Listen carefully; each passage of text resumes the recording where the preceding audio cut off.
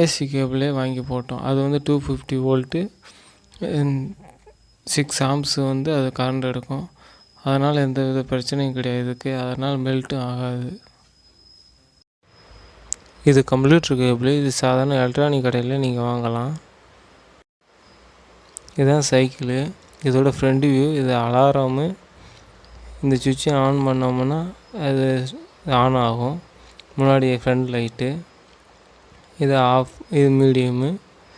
இது ஆக்சிலேட்டர் கொடுத்தோம்னா back side வந்து வீல் ரொட்டேஷன் ஆகும். இது 250 வாட்ஸு அப் மோட்டாரில் ரன் ஆகுது. பார்த்தீங்கன்னா இது பிரேக்கு மோனோ பிரேக் சிஸ்டம் இருக்குது. இது மோனோ சஸ்பென்ஸ் இருக்குது. Drum brake.